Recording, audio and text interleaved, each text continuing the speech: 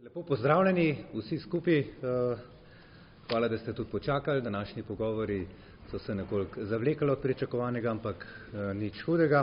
Ko smo vas obvestili, so se danes nadaljevali pogovori z deležniki v sektorju kmetijstva s pristojnima resorjema, ki sta jo zastopala ministrica gospa Mateja Čalušić in pa minister za naravne vire in prostor gospod Jože Novak. V nadaljevanju bosta oba ministra tudi predstavila današnje pogovore, z nami pa sta tudi predstavnika deležnikov v kmetijstvu, predsednik sindikata kmetov Slovenije, gospod Anton Medved in pa predsednik Kmetijsko-gozdarske zbornice Slovenije, gospod Roman Žveglič. V besedi pa najprej vabim gospod ministrico, prosim. Lep pozdrav vsem skupaj, tudi v mojem imenu, tako kot so napovedali, je sestanek trajal nekoliko dlje tudi zaradi razširjenosti naše zasedbe in kot je bilo v preteklem tednu že dogovorjeno, smo se danes sestali tudi z Ministrstvom za naravne vire in prostor, kateri je eden izmed ključnih sogovornikov tudi kmetijske stroke in za tudi kmetijske organizacije in ne nazadnje za samega kmeta. Pogovori so potekali v smeri usklajevanj, kako naprej. Glede na vse težave, ki so bile jasno nanizane tudi v skupnem dokumentu, kjer vodimo tvoren in konstruktiven dialog. Dogovorili smo se, kolikor hitro smo se lahko aktivirali in kjer smo tudi cel čas zagovarjali to, da bomo upoštevali stališča slovenskega kmeta.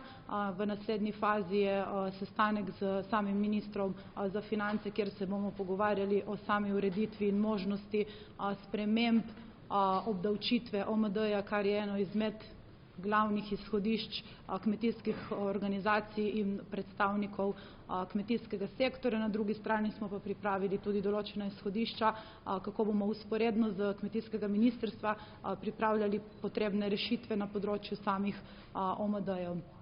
Na drugi točki smo tudi odprli problematiko uredbe o pogojenosti, na mizo nanizali nekaj rešitev, se uskladili in dosegli skupni konsenz, kako naprej, saj vemo, da nas tukaj čaka sprememba strateškega načrta, kar ni enostaven in nedolgotrajen proces, zato na tej točki samo vsebinsko, kaj se bo zapisalo in predlagalo Evropski komisiji, kjer tudi v bistvu stojimo za stališči kmetijskih organizacij za lažje kmetovanje, glede na pogoje, ki so bili takrat standardizirani in tudi v tej smeri so pogovori tekli. V drugem delu sestanka smo pa jasno odprli eno izmed najpomembnejših problematik iz uvida včerajšnjih dogajanj in to so umeščanje suhih zadrževalnikov v okolje in prostor in potem na tej točki predali v bistvu besedo in organiziranost sestanka Ministrstvu za naravne vire in prostor, kjer so tudi pripravili določena izhodišča. Temeljno je naše sodelovanje medresorsko, med ministrstvi. V mesecu marcu bo tudi predstavljeno, na kakšen način se bo organizirano komuniciralo z predstavniki kmetijske stroke oziroma konkretno tudi kmetov, ki se jih dotikajo umeščanje suhih zadrževalnikov v okolje in prostor in na ta način bomo vzpostavili tudi konkreten dialog. Toliko z moje strani, sedaj pa bi predala še za drugi del sestanka besedo ministru za naravne vire in prostor. Hvala lepa, gospa ministrica, prosim. Ja, lep pozdrav tudi z moje strani. Današnji sestanek jemljem kot resen pogovor o zadevah, ki se tičejo podnebnih sprememb. Podnebne spremembe v lanskem letu so nas z velikimi katastrofami, poplavah, pripeljale v stvarnost. Imeli smo največjo katastrofo, imeli smo 500-letne vode ali so 1000-letne, kot se razlaga, imeli smo milijonske škode, marsikdaj zaradi tega, ker niso bili ali vodotoki vzdrževani, urejeni desetletja nazaj, in drugič, ker določene stvari, predvsem v hudourniškem delu, v tem zgornjih delih, niti v gozdovih ni bilo počiščeno, posečni, niti niso bile odpravljene vlake ali kaj druga. Tudi v dolini je bilo veliko lesa. Skratka, prva zgodba, da so velike katastrofe ratale, so sledje teh ali pa zbir vsega, predvsem na Koroškem in še kje drugje. Z tega naslova smo si oboji dali med sabo misliti, da vsak na svojem področju nekaj naredimo. Mi so za kmetijstvo, predvsem tudi na gozdarstvu in kje druge, mi pa na seveda vzdrževanju voda. Moram biti vesel, da smo že zagotovili preko 600 kilometrov sanacijskih oziroma interventnih del na vodah, 200 kilometrov jih urejamo ta trenutek in še 200 do konca marca oziroma junija. Do junija bomo preko 1000 kilometrov interventnih ukrepov zaključili in spravili to, da je pretočnost spet zagotovljena povsod po državi. Kaj pa zdaj sledi? Zdaj pa sledijo trajnejši ukrepi, da bodo naš, ta vodni prostor spravljen nazaj v uredno stanje in da bodo vodotoki urejeni na način, da bodo zdržali tudi ta vrstne poplave in podnebne spremembe, kot je. Med njih sodi tudi razni gradnja vodnih ukrepov. Predstavili smo politiko 3 faz, a pa 3 delov. Najprej, da v zgornjem hudourniškem delu zadržujemo čim več plavja, kamenja in ostalega toplavin, ki so ključni, pa tudi vode, zato da imamo manj poplavnega območja spodaj. Drugo, da so posamezni zadrževalniki, mokri, suhi ali drugačni, nujnost, ki mora biti iz večjih razlogov. Prvo zato, da do poplav ne bo prišlo, da ne bojo ogrožena naselja in objekti, če je možno tudi, kjerkoli tudi kmetijska zemljišča. Mi imamo zaenkrat samo 16 projektov narejenih za te zadrževalnike, ki so jih občine s konsenzom, z družbeno sprejemljivostjo določile po posameznem območju Slovenije. Sledi nam seveda še bistveno več. Na teh območjih rabimo in ne moramo ne vstopati nekako drugače, nujno te zadrževalnike zgraditi, če hočemo, da ne bojo posledice, kot je bil primer v občini Prevalje, ko je en zadrževalnik bil že leta načrtovan, pa zaradi tega, ker se 120 kvadratnih metrov zemljišča od enega kmeta ni dalo odkupiti, posledica pol naselja poplavnega in velike škode in naselje uničeno. Skratka, tukaj si ne moramo privoščiti ne individualnega, ne kakšnega drugega dela. To, kar smo pa ugotovili, je, da je bila komunikacija med tistimi akterji, ki so se pogovarjali tam, tako glede z lastniki, kot s kom drugim, seveda neustrezna, neprimerna, nepojasnjena in je prišlo do veliko dvomov in vprašanj, kdo bo koga razlaščal in ne vem kaj še vse. Ne gre za to, da bi koga razlaščali. Gre za to, da se pošteno, pogovorimo o odkupih zemljišč, ki so za to potrebna, pogovorimo se tudi o škodah, ki bodo v posameznih delih narejene in tukaj smo se dogovorili za kar nekaj alternativ, ki jih bomo poiskali, bodi si za zamenjavo zemljišč, bodi si za kakšno drugo urejanje. Ker pa gre za neko zanemarjeno način komuniciranja ali pa nedosleden, ga bomo zboljšali. Na ministrstvu bomo pripravili tudi naši direkciji za vode, na kakšen način in bomo v marcu pristopili tudi na ta način izboljšanja komunikacije in pojasnjevanja, na kakšen način bo reševana. Nihče ne bo oškodovan, nihče ne bo ostal brez tega, to istočasno pa še enkrat zagotavljam, na vladi smo se mogli odločiti, da seveda pospešimo izgradnjo teh potrebnih ukrepov proti poplavam, če hočemo, da nas ne bo presedelo še kaj drugega. Naslednja tema, ki smo jo odprli, je tudi nekatere ureditve na kmetijskih območjih, ki se dotikajo zakona o vodah. Tudi te stvari smo se dogovorili, da jih preučimo, ker bomo nedoslednosti odpravili. Tretja stvar je to, da smo informirali, da tudi želimo odpraviti razne birokratske ovire v zakonu o urejanju prostora in graditvi, ki tudi na kmetijskem delu včasih pogosto prepočasi omogoča urejanje nekaterih stvari, čeprav bi bila logika, stvari na ustrezen način dana.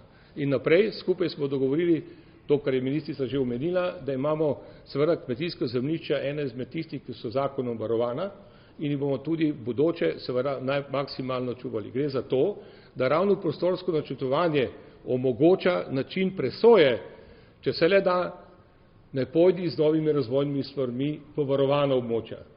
In to bomo dosegali tako, da bomo posod poiskali, če se da alternativne rešitve pri novih primerih. Pri starih pa, kot sem rekel, v ta pogovor. Mi bomo v marcu, koncem marca, v drugi polovici marca nadaljevali pogovore tudi z odkupi, zaradi tega, ker želimo nekatere zadrževalnike že izgraditi do konca leta 2026, kar pa pomeni, da imamo malo časa. Če je bil nek čas malo zapravljen v preteklosti, da se te komunikacije ne bi, bomo pač poskušali zdaj popraviti in se tudi dosledno pogovoriti v zadovoljstvo enih in drugih na tem območju. Imeli smo še debato o zvereh, tudi tukaj smo, tako kot je običajno, dogovorili v posebni delovni skupini in strokovnjaki, da slišimo njihov predlog, tako glede populacije volkov kot tudi medvedov, in da na podlagi iz teh argumentov, ki jih bomo dobili, tudi v letošnjem letu in naprej tudi delamo in tudi seveda uskladimo na način, da bomo dosegli ustrezno ravnotežje, kot je bilo tudi zaželjeno. Tako iz tega naslova razumemo tako naše področje varstva narave, kot tudi stisko ali pa, če hočete, glavna vprašanja z področja kmetov, ki pa seveda tudi potrebujejo skupen dogovor. Zato smo se zmenili tudi za ustrezne delovne skupine, kjer bomo oboje nadaljevali in ustrezno rešili. Hvala. Hvala lepa tudi gospodu ministru Novaku. Prosim še gospod Medved in gospod Žveglič. Dobar dan.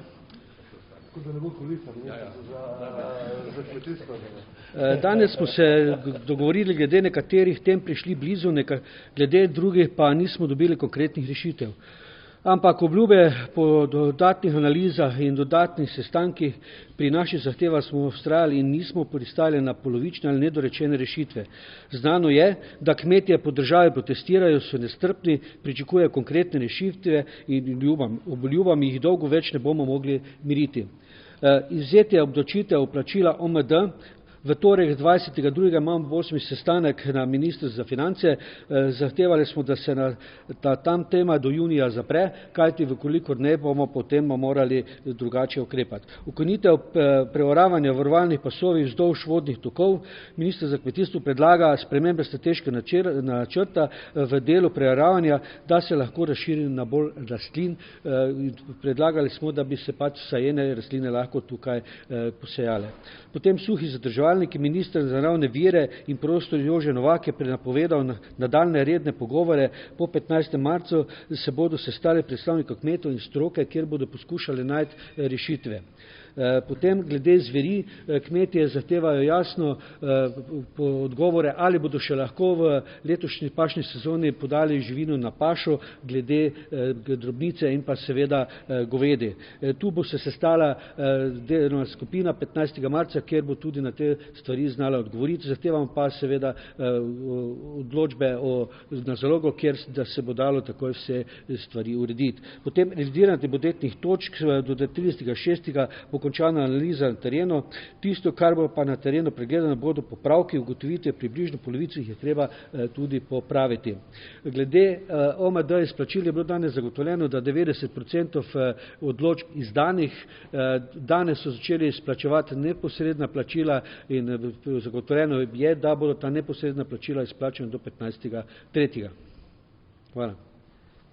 Hvala lepa tudi gospodu Medvedu, predstavniku deležnikov v kmetijstvu. Tako da predlagam, da postavite kakšno vprašanje, kot je bilo že prej rečeno, gospodu ministru se tu zelo mudi, tako da če kakšno vprašanje, prosim, da se predstavite. Če lahko je zdaj tako Radio Slovenija za vas, minister Kovar. Govorili ste o alternativnih možnostih za kmete. Kakšne alternativne možnosti? Omenjali ste menjavo zemljišča in podobne stvari. Kakšne alternativne možnosti upoštevajo za tiste kmete, ki bo imeli recimo v primeru poplav? Zadrževalnike ali poplave. Lejte, mi smo danes govorili o dveh situacijah, ki sta stvarni.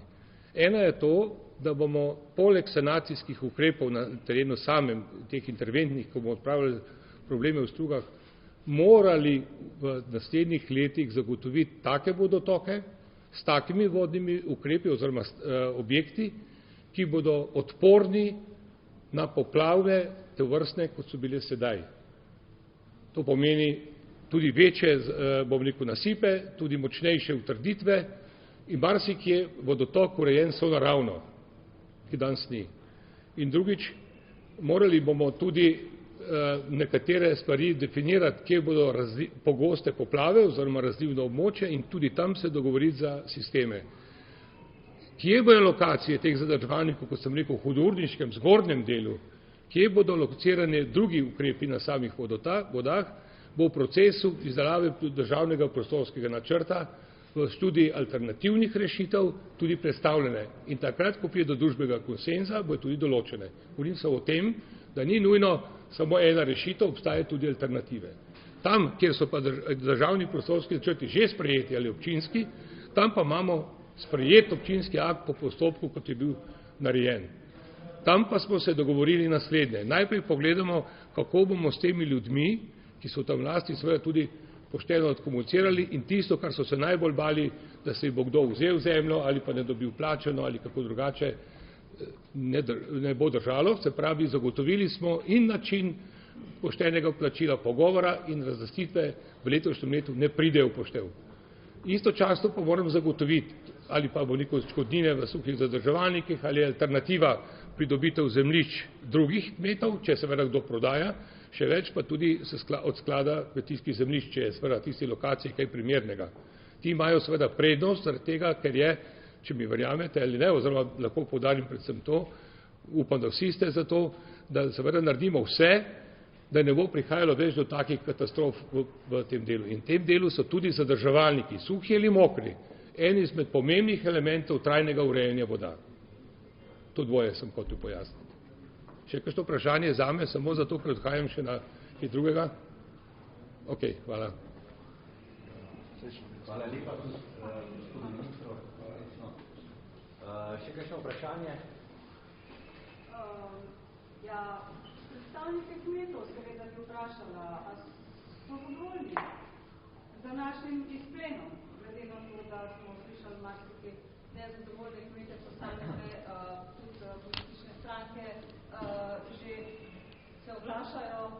Kako so torej zadovoljni z današnjim dnem? Kaj ste dosegli? Kaj lahko rečete s kmetom, ki čekujejo neke odgovore? Kaj ste dosegli? Pričakovanja moram priznati, da so bila večja. Vendar seveda stvar je treba tako kot vsakič prespati.